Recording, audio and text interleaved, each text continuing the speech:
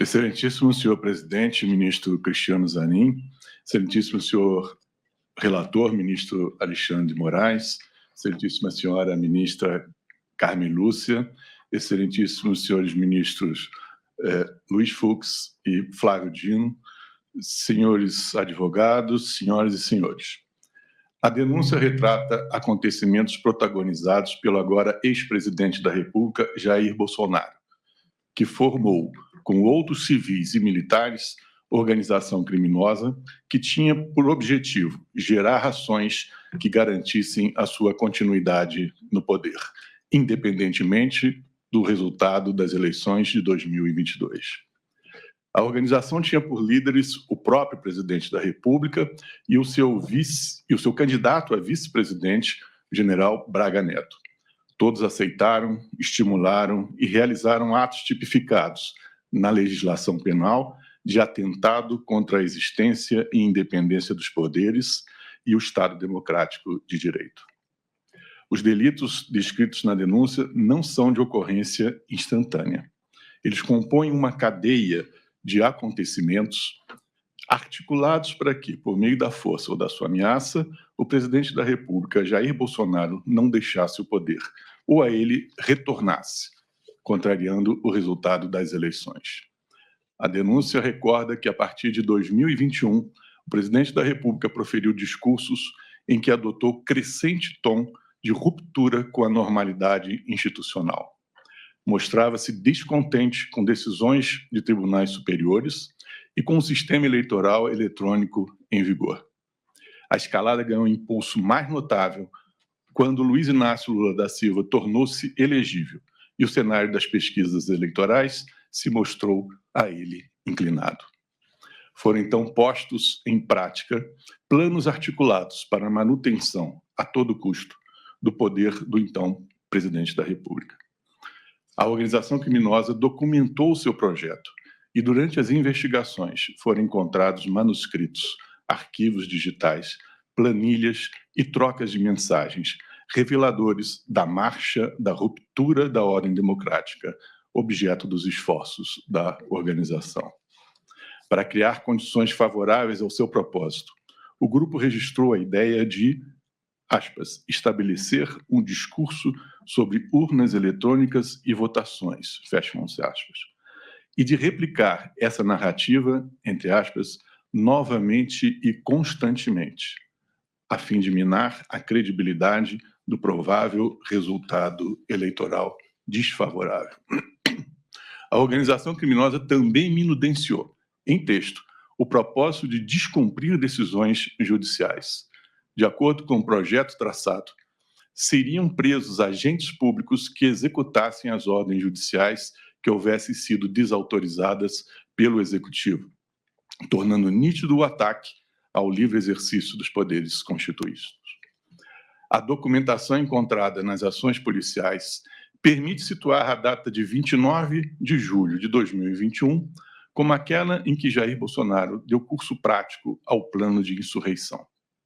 Nesse dia, realizou transmissão ao vivo das dependências do Palácio do Planalto pela internet, em que retomou críticas já provadas insubsistentes ao sistema eletrônico de votação.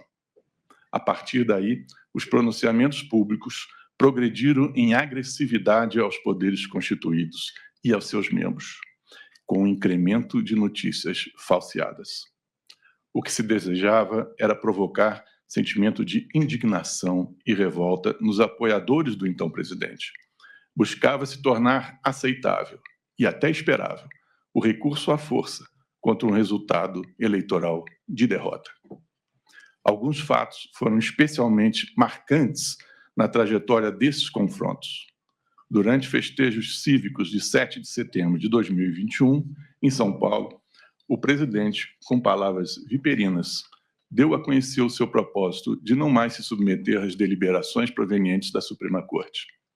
Replicou a tática que inspirara a entrevista dada por ele no dia 3 de agosto e outra live no dia seguinte.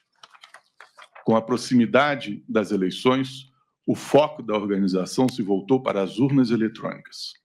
Passou-se a buscar qualquer subterfúgio para lançar o sistema eletrônico de votação e apuração de votos ao descrédito popular.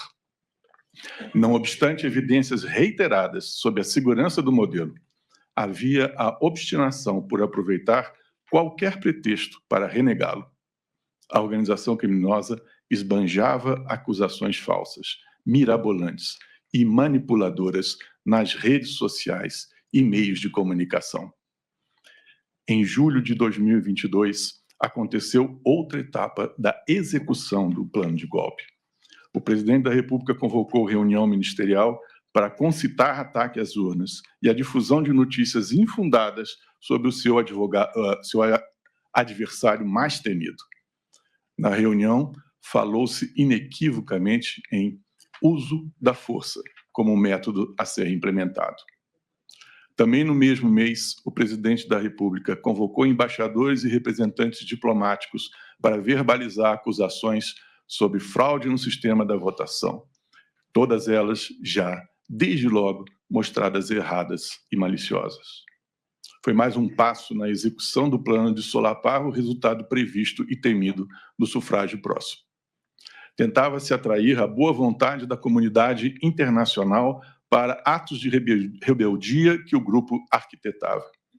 Evidência disso está no documento apreendido, em que se recomendava para a ação de ruptura, aspas, a exploração da base legal nos cenários interno e externo e a exploração global dos índices de fraude eleitoral.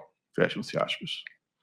Durante o segundo turno das eleições, a organização deu novo desenvolvimento prático ao seu plano de prolongar ilegalmente a permanência do líder no poder. No âmbito do Ministério da Justiça, foram mobilizados órgãos de segurança para mapear lugares em que o candidato da oposição obtivera a votação mais expressiva no primeiro turno. A Polícia Rodoviária Federal foi levada a realizar aí operações visando a dificultar o acesso tempestivo dos eleitores cadastrados a essas zonas eleitorais.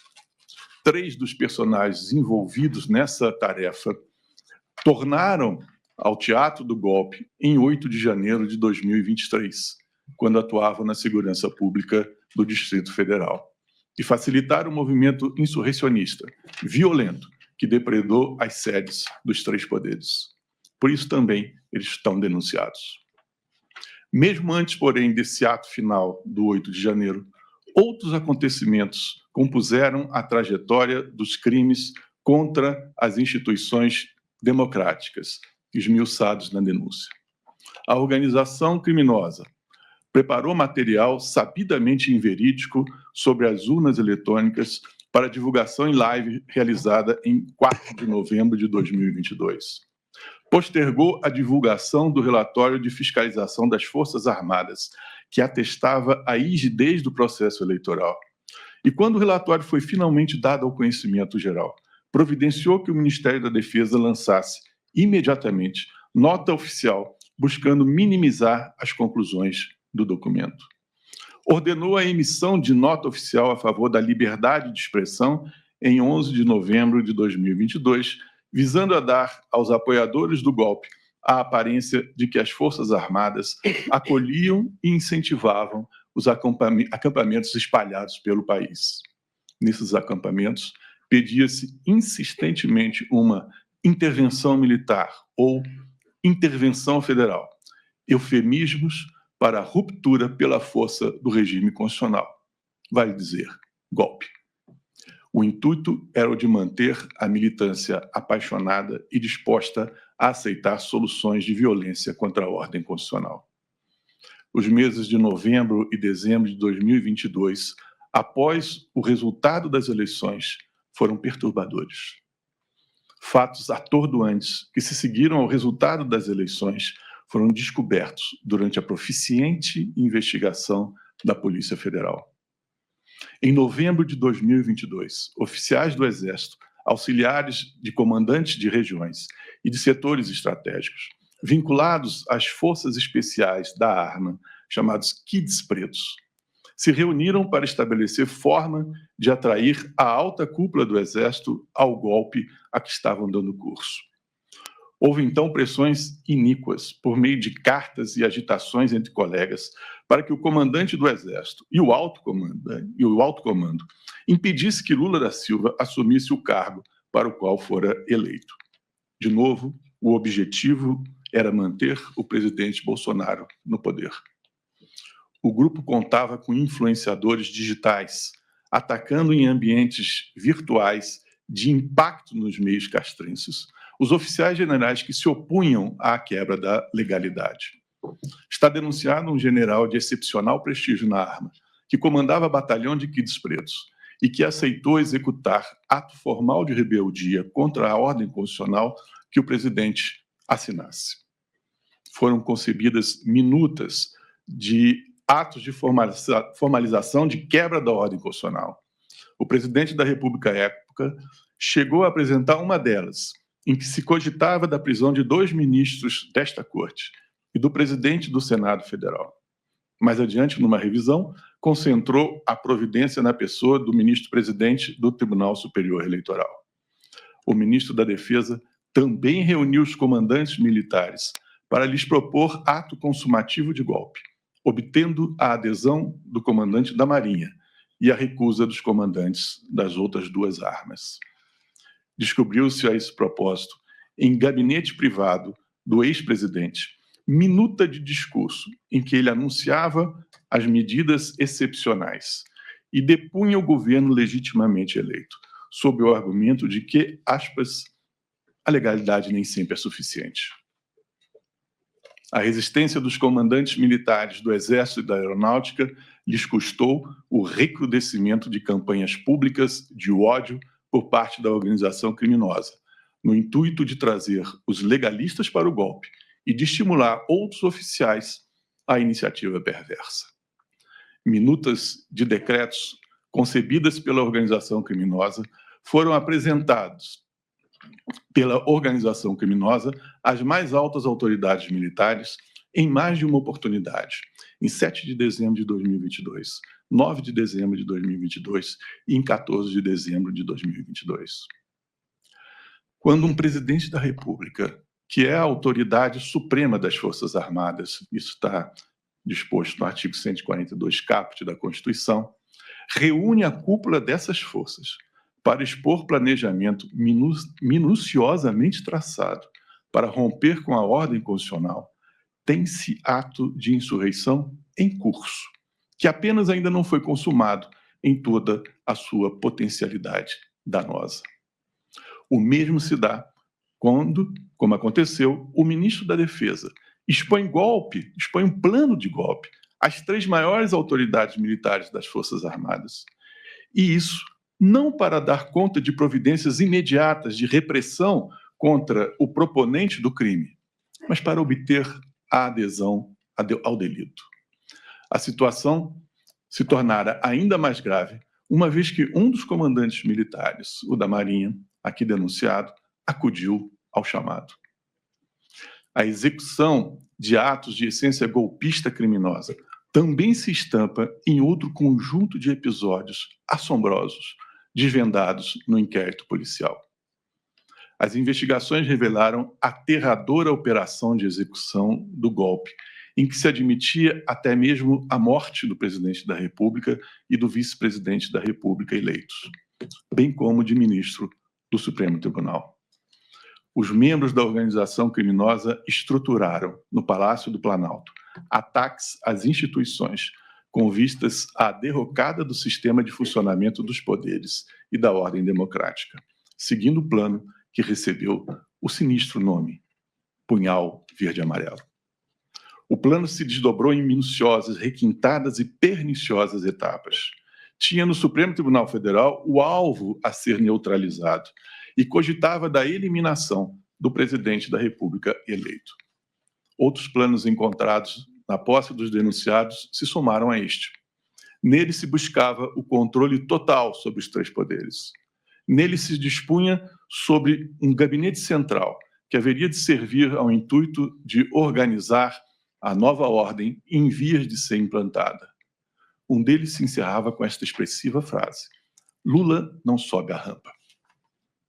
Os planos culminaram no que a organização criminosa denominou de Operação Copa 2022, que teve etapas realizadas e que visava estabelecer situação de estresse social apta para arrastar o alto comando do Exército à aventura do golpe. Foram praticados atos de execução da operação de monitoramento dos alvos de neutralização, ministro Alexandre de Moraes e o presidente eleito Lula da Silva. O plano contemplava emprego de meios explosivos, instrumentos bélicos e veneno. No dia 15 de dezembro de 2022, os operadores somente não ultimaram o combinado porque não conseguiram, na última hora, cooptar o comandante do Exército. A frustração dominou os integrantes da organização criminosa, que, entretanto, não desistiram da tomada violenta do poder, nem mesmo depois da posse do presidente da República eleito. As campanhas pela intervenção militar prosseguiram com o alento e a orientação da organização. A última esperança da organização estava na manifestação de 8 de janeiro de 2023. Os seus membros trocavam mensagens, apontando que ainda aguardavam uma boa notícia. A organização criminosa sempre incentivou e apoiou a mobilização do grupo de pessoas em frente ao quartel-general do Exército em Brasília, que pedia a intervenção militar na política. Parte desse pessoal, na fatídica jornada de 8 de janeiro, desceu toda a avenida que liga o setor militar urbano ao Congresso Nacional, acompanhados e escoltados por policiais militares do Distrito Federal. Essa multidão, de início contida à distância cautelosa da Praça dos Três Poderes, se viu pouco depois livre de todo obstáculo policial para assaltar os prédios da praça. O policiamento foi desviado do ponto de barragem. Tiveram início as invasões das sedes dos poderes da República, com destruição do patrimônio público sob palavras de ódio e selvagens conclamações à tomada do poder. O caso de invasão, destruição e brutalidades ocorridos em 8 de janeiro de 2023 têm sido analisados e julgados pelo Supremo Tribunal em diversos processos penais. O Supremo Tribunal, neles, discerniu a ocorrência de crimes contra a ordem democrática, afirmando reiteradas vezes a tentativa de golpe. O episódio foi fomentado e facilitado pela organização denunciada, especialmente pelos denunciados que estavam, a esta altura, na Secretaria de Segurança do Distrito Federal. A decisão dos generais, especialmente dos que comandavam regiões, e do comandante do Exército, de se manter no seu papel constitucional, foi determinante para que o golpe, por fim, tentado, posto em curso, não prosperasse. Mas crimes houve. E não somente os crimes de dano. Tanto o artigo 359-L quanto o artigo 359-M do Código Penal tipificam o atentado contra as instituições democráticas. Portanto, a tentativa, até porque, como é evidente, golpes que se consumam não geram punição dos vitoriosos, essa tentativa é fato punível, descrito em lei. Todos esses fatos estão narrados na denúncia, segundo a sua ordem cronológica, com a indicação dos envolvidos e descrição suficiente da participação de cada um. Os fatos estão pormenorizados com a exposição de suas circunstâncias. Foram atendidos os requisitos do artigo 41 do Código de Processo Penal, permitindo aos acusados a compreensão do que lhes é atribuído a título de crime. Esta turma, em sintonia com tantas outras decisões da Corte, já decidiu no inquérito 4.093 que não é inepta a denúncia que, ao descrever fato certo e determinado, permite ao acusado o exercício da ampla defesa. A denúncia indicou as fontes dos elementos informativos em que das investigações foram abertos ao conhecimento das defesas.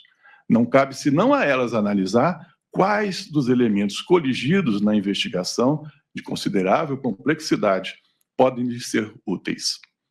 Nem houve supressão de dados em detrimento das defesas, nem tampouco cabe invocar a figura do document dumping para criticar o procedimento.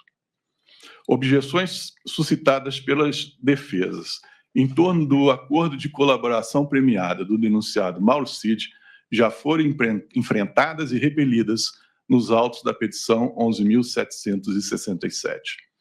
As cláusulas ajustadas foram homologadas e ratificadas, com a assistência dos eminentes patronos do colaborador. O colaborador, na sua resposta preliminar escrita, pede a manutenção do pacto, o que atesta o caráter voluntário do acordo. Não há nulidade nas circunstâncias das defesas prévias dos demais denunciados não serem posteriores à do colaborador. A lei não prevê uma semelhante sequência. No caso destes autos, nem mesmo se poderia especular sobre algum prejuízo, dado o caráter genérico da defesa do colaborador, que não acrescentou fato algum aos expostos nos depoimentos a que os acusados tiveram acesso. Todos os fatos referidos pelo colaborador e utilizados na denúncia estão confirmados por outros elementos de convicção, o que afasta a perspectiva de acusação baseada exclusivamente na palavra do colaborador. A competência originária da Corte está em linha com a decisão do plenário no HC 232.627.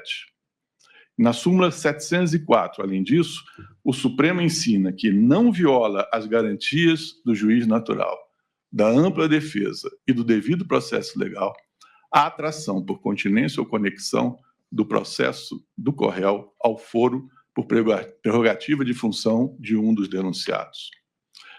O fatiamento da denúncia é também admitido por ambas as turmas do tribunal.